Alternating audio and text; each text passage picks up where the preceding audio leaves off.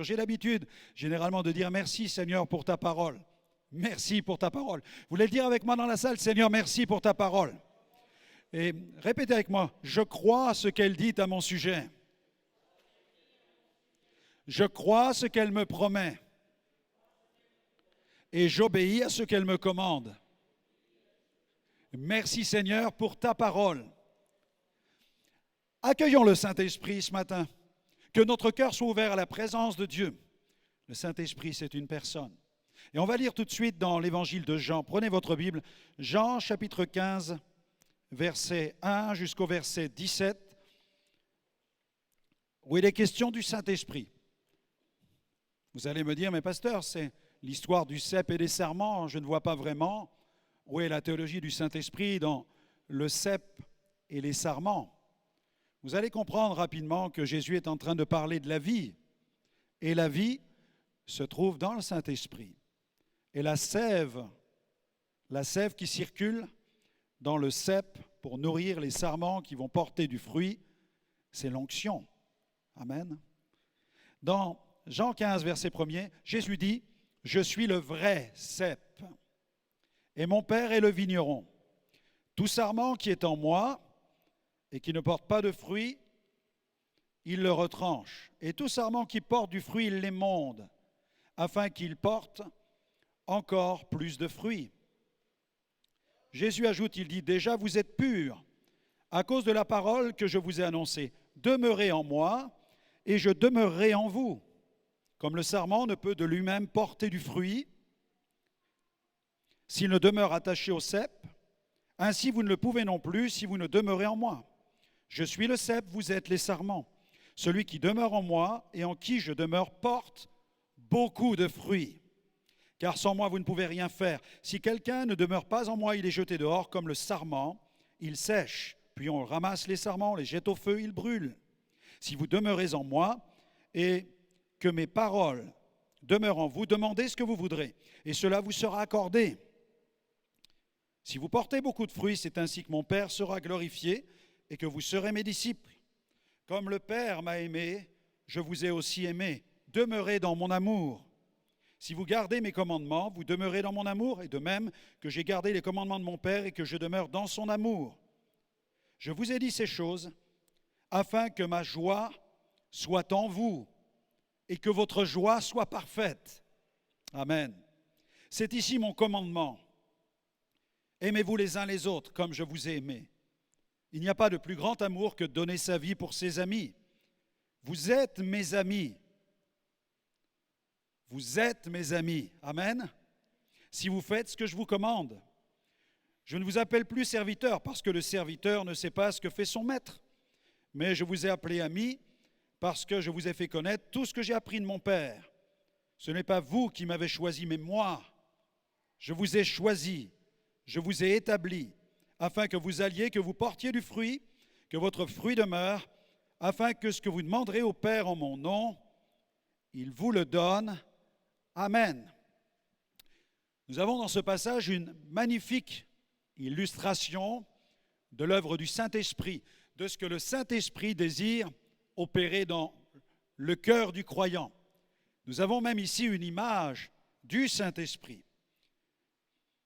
Un passage où il est question de la vie de l'Esprit, où l'onction est comparée à de la sève. Et vous savez que la sève, elle a une double fonction. Elle opère de deux façons. Le vigneron le sait. Il y a la sève ascendante et il y a la sève descendante. Il y a des temps, il y a des saisons au cours de laquelle la sève opère d'une manière tout à fait particulière. Lorsque c'est la période où la sève est véritablement ascendante, c'est là où les sarments vont commencer à porter du fruit. Et lorsque c'est la période où la sève va être descendante, c'est le moment où la sève descend dans les racines pour les affermir, mais en même temps pour consolider l'écorce du cep. Gloire à Dieu. C'est là le travail du Saint-Esprit. Le Saint-Esprit travaille avec ces deux dynamiques. Le Saint-Esprit travaille en nous pour que nous puissions vivre cette ascension spirituelle, cette élévation spirituelle. dans la présence de Dieu, dans la présence du Père, ce qui va nous permettre de porter du fruit. Et lorsque Jésus parle du fruit, vous avez remarqué qu'il dit, il porte du fruit qui demeure. Mais un fruit, quand vous le regardez, un fruit ne demeure jamais. Parce que si je ne le cueille pas, le fruit, il va pourrir. Et si je le cueille, c'est pour le manger. Et si je ne le mange pas, ce sont les oiseaux du ciel qui vont manger le fruit. Un fruit, sa durée de vie est très courte. C'est pourquoi il est important de le savourer. Mais Jésus est en train de nous dire que si nous sommes attachés au cep, nous allons porter du fruit, mais nous allons porter un fruit spécial. Alléluia. Un fruit qui demeure, c'est-à-dire un fruit éternel. Gloire à Dieu. Nous sommes appelés à vivre dans l'éternité. Et bien plus que cela, nous sommes appelés à recevoir la vie éternelle. Et la vie éternelle, dans le texte grec, c'est la qualité de la vie de Dieu. Et Dieu désire nous remplir de la meilleure qualité de vie. Et cette vie vient de la sève, cette vie vient de l'esprit. Cette vie provient directement de la présence de Dieu. C'est pourquoi nous devons aspirer à recevoir la présence de Dieu, parce que c'est elle qui va libérer la vie en nous. Et de cette manière, nous allons conserver la vie éternelle. Vous avez remarqué qu'à un certain moment, Jésus est en train de dire, si les sarments ne portent pas de fruits, ils sont coupés, parce que le vigneron, il est obligé d'émonder sa vigne. Il regarde le monde, il regarde tous ceux qui prétendent croire en lui, tous ceux qui prétendent marcher avec lui, tous ceux qui prétendent même être attachés au Christ. Parfois, on a une croix autour du cou, ou alors on se fait tatouer la croix sur le bras, ou on accroche des crucifix à la maison. Mais parfois, cela se réduit tout simplement à de la superstition. Mais Jésus n'est pas réellement dans le cœur de la personne. On se recommande d'une obédience chrétienne, on a accompli les rites de la religion. Vous savez que dans la religion, il y a des rites. Et certains rites ont été mis en place. Et ces rites sont là pour dire, si vous les mettez en pratique, l'Esprit de Dieu est sur vous parce que vous les mettez en pratique. Vous savez, on peut se faire baptiser et pourtant, se faire baptiser, être plongé dans l'eau et pourtant ne pas être converti. Et certains pensent parfois qu'il suffit de descendre dans l'eau du baptême pour que l'eau du baptême les transforme. Ça n'a pas de sens, l'eau du baptême n'a pas de pouvoir. Certaines personnes pensent aussi qu'il suffit d'avoir une Bible bien rangée dans la table de chevet pour dire, voilà, je suis protégé par Dieu. Et la Bible devient une forme de talisman. Mais Jésus est en train de dire, non, mes disciples, ce sont ceux qui portent du fruit, mais pas n'importe quel fruit, du fruit qui demeure. Ils ont la vie éternelle et ils apportent l'évangile autour d'eux et ils permettent de cette manière, eh bien, à d'autres fruits de naître. Ils permettent à des hommes et à des femmes de découvrir Jésus, de changer de vie. Et ces hommes et ces femmes découvrent Jésus, reçoivent la vie éternelle. Ils sont sauvés et c'est du fruit qui demeure. Amen. Et c'est notre désir qu'il y ait du fruit qui demeure ici dans notre ville, dans notre agglomération, dans notre village. C'est notre désir aussi pour le pays, pour la France, pour la planète. Et nous sommes tous engagés. Nous sommes tous impliqués pour l'accomplissement d'une magnifique parole prophétique de Jésus qui a dit « La bonne nouvelle sera prêchée à toutes les nations pour servir de témoignage. Alors quoi? Alors viendra la fin. » Waouh! Quel programme, n'est-ce pas? Prêcher l'évangile à toutes les nations.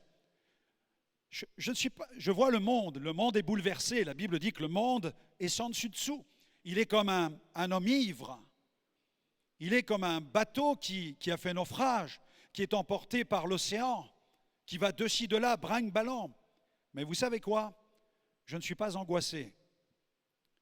Je n'ai pas d'inquiétude. Tout simplement parce que la parole prophétique me rassure.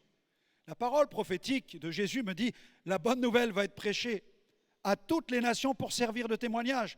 Alors quand je vois cela, quand je lis cela, j'inscris ma vie dans le plan prophétique. Amen. Vous avez inscrit votre vie dans quel programme? J'espère pas dans un programme religieux sans force, mais un programme de vie, un programme de transformation. On peut avoir des élans religieux dans sa vie et Dieu les reçoit. Le mot religion vient du latin reliare, qui veut dire relier. Nous sommes reliés à Dieu, mais on ne doit pas être relié à Dieu simplement par les rites, par un baptême ou par une venue au temple épisodique. En fait, ce que Dieu veut, c'est bien plus qu'une vie organisée autour d'un système religieux. Ce que Dieu veut, c'est que nous soyons reliés avec sa vie. Amen. Ce que Dieu veut, c'est que sa vie coule en nous. Parce que quel que soit l'endroit où nous irons, quelles que soient les situations dans lesquelles nous nous trouverons, parce que nous sommes reliés directement à Dieu par une communion intime avec le Saint-Esprit, comme le sarment l'est avec le cep, et comme la vigne est émondée, alors la sève coule et le sarment porte du fruit. Alléluia. Et il porte du bon fruit et du fruit qui demeure. Accueillons vraiment la sève, accueillons la présence du Saint-Esprit. Premier point, accueille le Saint-Esprit comme un ami précieux. Vous allez dire, pasteur, comment pouvons-nous dire de Dieu que Dieu est un ami? Il nous faut avoir du respect pour Dieu. Mais ce n'est pas moi qui l'invente ce matin, c'est Jésus qui le dit. Jésus dit, je vous appelle mes amis. Jésus ne pourrait pas nous dire, écoutez, je vous appelle mes amis, mais vous surtout ne m'appelez pas votre ami. Non, une véritable amitié, c'est à double sens, elle est partagée. Et Jésus dit, je ne vous appelle plus serviteur. Pourquoi? Parce qu'en fait, vous me connaissez. Nous vivons dans la même intimité. Nous sommes dans une relation de partage, de communion, d'échange. Et Jésus dit, je vous appelle maintenant mes amis. Est-ce que vous êtes capable d'oser dire au Seigneur, est-ce que tu veux confesser ce matin, Jésus est mon ami? Veux-tu le dire avec moi? Jésus est mon ami. Tu peux le dire plus fort, Jésus est vraiment mon ami. Et toi, là-bas, quel que soit le pays où tu te trouves, tu peux dire, Jésus est mon ami, le Père céleste est mon ami. Le Saint-Esprit est mon ami. Dieu désire être ton ami. C'est ce que Jésus affirme. Regardez, on va prendre un autre passage dans Jean 14, versets 15 à 17. Accueillir le Saint-Esprit comme un ami précieux. Si nous voulons que le Saint-Esprit nous remplisse jusqu'à déborder, il faut que l'échange d'amitié soit total et qu'il soit sincère. Et là, dans Jean 14, nous lisons ceci. Jésus dit, si vous m'aimez vraiment, gardez mes commandements. En fait, préservez notre amitié. Et moi, je prierai le Père, et il vous donnera un autre consolateur, afin qu'il demeure éternellement avec vous, l'Esprit de vérité, que le monde ne peut recevoir, parce qu'il ne le voit point, ne le connaît point. Mais vous, vous le connaissez, car il demeure avec vous, et il sera en vous. Le mot consolateur vient d'un terme grec parakletos. Vous avez peut-être déjà entendu ce mot, parakletos. Celui qui est appelé à côté d'eux.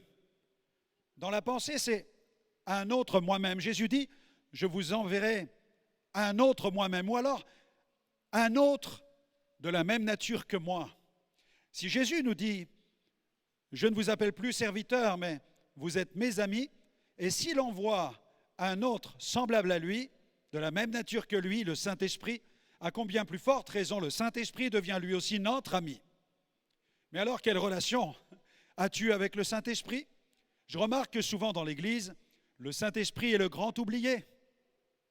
Nous parlons de Dieu et nous oublions la dimension paternelle de Dieu, nous oublions le Père. Nous prêchons Jésus, nous prêchons la croix, mais nous oublions la relation avec le Père qui possède des vertus tellement guérissantes. Parce que Dieu nous guérit par la révélation de cette dimension paternelle. Il est notre Père, il est notre bon Père céleste. Et souvent, je sais que lorsque je prêche sur le Père, la résonance du mot Père est parfois épidermique chez certaines personnes parce que ça les renvoie vers une histoire du passé où leur père n'était pas aimant, n'était pas bienveillant, parfois a usé de rigueur, de dureté, de violence, et j'en passe. Mais lui, il est un bon Père céleste avec lequel nous ne craignons rien. Et il nous dit, et même Jésus dira, soyez parfaits comme votre Père est parfait. Notre Père céleste est parfait. Même quelqu'un qui n'a pas connu son Père va trouver dans sa relation avec Dieu le Père tout ce qui a pu lui manquer pendant son enfance. Et comment va-t-il le trouver? Il va le trouver par la sève qui coule de l'onction du Saint-Esprit. Alléluia. Un autre moi-même, ou alors un défenseur, à l'instar de Jésus, selon 1 Jean 2:1, où il est écrit « Nous avons un avocat auprès du Père ». Dans le texte grec, nous avons un avocat, nous avons un parakletos auprès du Père, Jésus-Christ, le juste. Oh, Dieu soit béni. Jésus est notre avocat auprès du Père, et le Saint-Esprit est celui qui est l'avocat qui vient prendre place dans notre cœur pour nous défendre dans toute situation.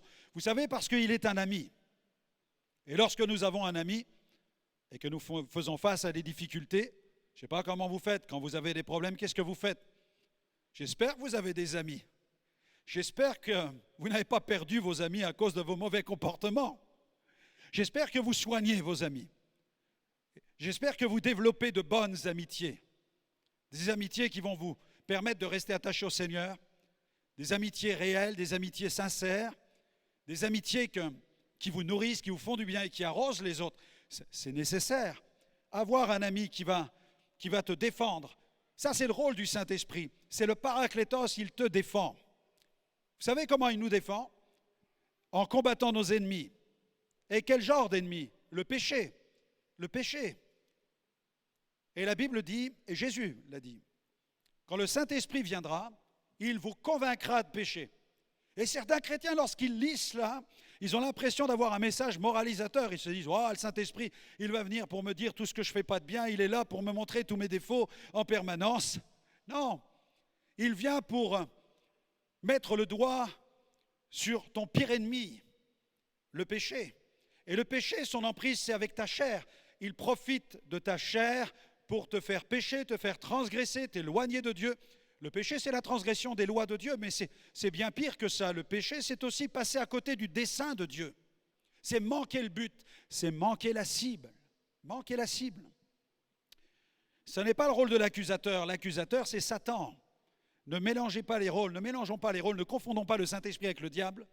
Satan est un accusateur. Lui, il va te voir dans tes péchés, il va pointer du doigt tes péchés pour te faire mordre la poussière. Et qu'est-ce qu'il va faire? Il va te dire, tu es un mauvais chrétien, tu es un infidèle, tu n'es pas digne d'aller dans cette église, tu devrais ne lis même plus la Bible, ne prie plus, ne te présente plus dans les réunions, ne t'affiche plus, tu n'es pas bien, tu n'es pas à la hauteur. Ça, c'est le travail de Satan, mais le Saint-Esprit, il vient pour te convaincre. Il vient pour t'aider à gagner la bataille contre tes faiblesses, contre tes fragilités. Il vient pour travailler en toi, pour te dire, mais arrête, tu passes à côté de ta destinée, mon frère, ma sœur. Oui, tu vas à l'église. Oui, tu donnes même dans l'offrande. Tu respectes l'engagement de Dieu. Mais tu passes à côté de ta destinée parce que Dieu, le Père, a une destinée pour toi. Et ta destinée, c'est de porter du fruit. Et du fruit qui demeure. Accueille le Saint-Esprit comme ton ami précieux. Deuxièmement, accueille le Saint-Esprit avec la simplicité d'un enfant. Amen. On va lire deux passages. Prenez votre Bible. Dans Matthieu 19, verset 14, voici une autre lecture qui va parler à votre cœur ce matin sur le fait d'accueillir le Seigneur. Accueillons le Saint-Esprit avec la simplicité d'un enfant. Dans Matthieu 19, 14, Jésus dit, « Laissez les petits enfants, ne les empêchez pas de venir à moi, car le royaume des cieux est pour ceux qui leur ressemblent. » Amen. Vous avez un autre passage dans Matthieu 18, versets 3 à 4. Matthieu 18, versets 3 à 4. Jésus ayant appelé un petit enfant, le plaça au milieu d'eux et dit, « Je vous le dis en vérité, si vous ne vous convertissez, si vous ne devenez comme les petits enfants, vous n'entrerez pas dans le royaume des cieux. C'est pourquoi quiconque se rendra humble comme ce petit enfant sera le plus grand dans le royaume des cieux. » Comprenez bien ce que Jésus est en train de dire. Il n'est pas en train de nous demander de babiller, de gazouiller dans l'église. Il n'est pas en train de nous demander, allez, commencez à vous comporter comme des petits qui galopent partout. Ce n'est pas ce que Jésus est en train de dire. Il n'est pas en train de vouloir nous infantiliser. Non. Il est en train de souligner le caractère d'un enfant. Et qu'est-ce qui caractérise un enfant? C'est l'innocence. C'est la simplicité. Et c'est l'humilité. Amen. Moi, je vois avec notre troisième petite fille, Eva. La dernière fois, j'ai dû lui donner son biberon, elle a quelques mois.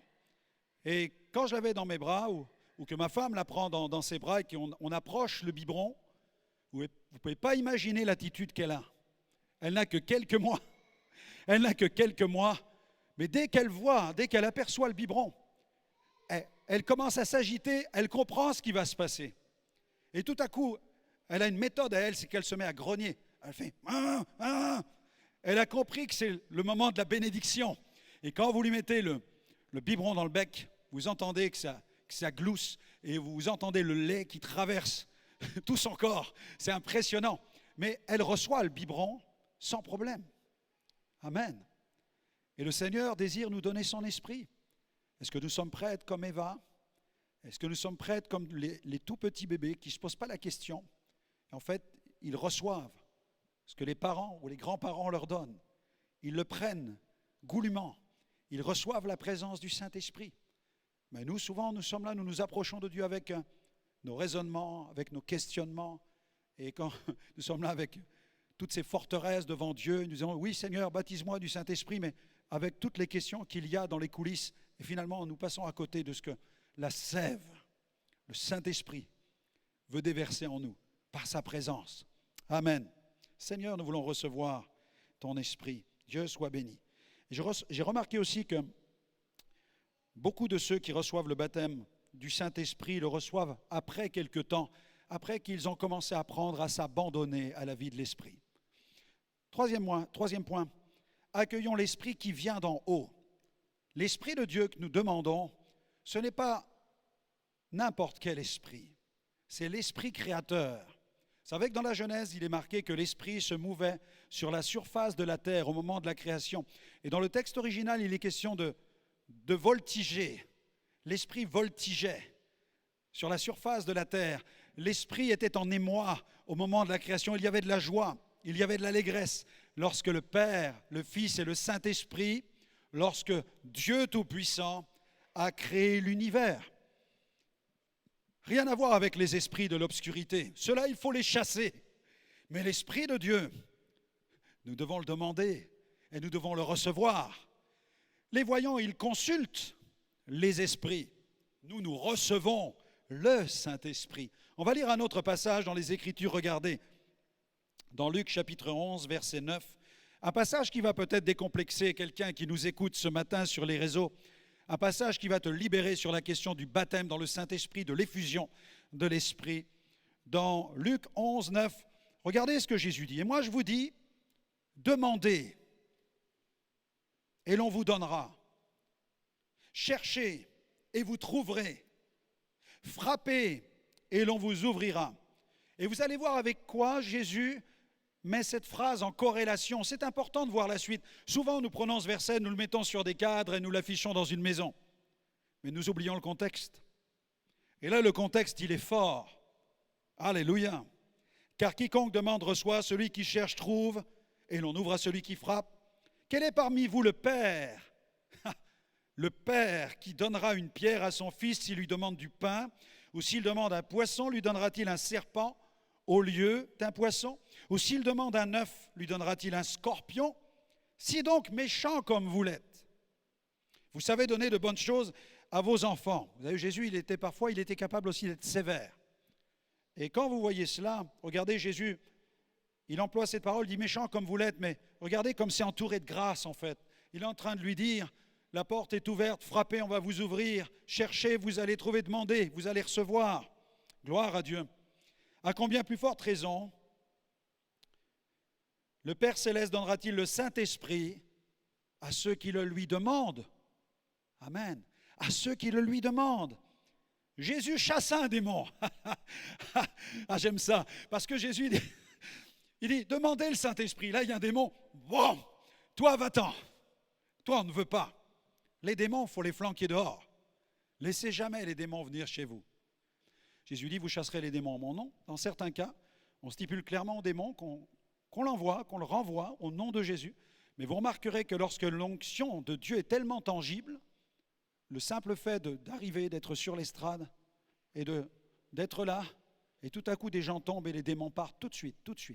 Parce que l'espace est saturé par l'Église, par une Église qui prie depuis des mois, par une Église qui a compris que la bataille se remporte dans la prière. C'est les guerriers de prière qui ont fait le travail à saturer la ville de l'onction. Vous savez, pour triompher des démons dans la ville, il faut des hommes et des femmes de communautés chrétiennes qui s'investissent comme des guerriers de prière.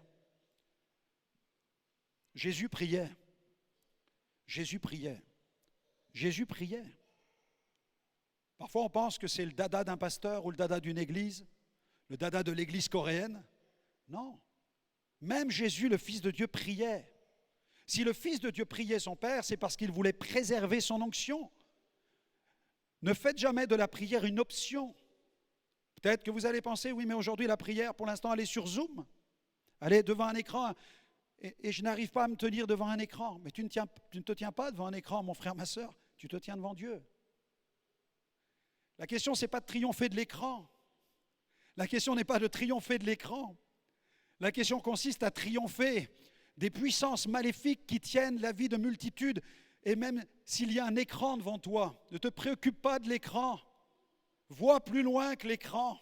Dis-toi, il y a des gens qui périssent dans la ville. Est-ce que nous sommes animés du Saint-Esprit ou est-ce que nous sommes animés de nos concepts, de nos a priori, de nos clichés? Est-ce que c'est tout cela qui nous remplit? Est-ce que c'est tout cela qui nous habite aujourd'hui? Non, nous n'avons jamais vu autant d'impact de l'Évangile que depuis que nous avons appris en fait à rebondir avec le Saint-Esprit dans un contexte qui ne nous convenait pas. Dieu soit béni. Honnêtement, je n'aime pas l'écran. Je n'aime pas l'écran, mais j'aime Dieu et j'aime les gens et j'aime les âmes. Et parce que je sais que je vais prier, je sais qu'il va y avoir un impact et je passe au-dessus de ma façon même de concevoir l'Église. Je vais plus loin. Je vais plus loin que mes concepts d'Église, que mes traditions d'Église. Alléluia. La sève. Et apprends à évoluer dans une Église qui ne fonctionne pas comme celle que tu as pu connaître hier. Apprends à fonctionner apprends à être flexible. Vous savez que la Bible dit, celui qui est né de l'Esprit, nul ne sait d'où il vient ni où il va. Ça, c'est la flexibilité de l'Esprit. Apprends à être flexible. Apprends à t'adapter. Apprends à être tout-terrain. Oh, il y a quelqu'un dans la salle? Amen. Est-ce qu'on peut apprendre à être tout-terrain? L'apôtre Paul dit, je me suis fait tout à tous. Et nous vivons dans une époque, l'époque que nous vivons, c'est une ère. Et je vais vous dire quelque chose.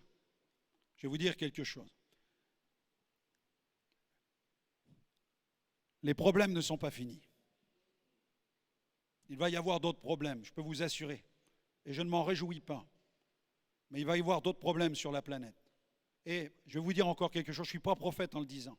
Je suis simplement lucide. Les problèmes vont être de plus en plus difficiles. Et ce que je veux dire ce matin, c'est vraiment penser à vos enfants. Pensez à vos enfants. Pensez à vos petits-enfants. Ne jouez pas avec la destinée de vos enfants, ni de vos petits-enfants. C'est pourquoi engagez-vous.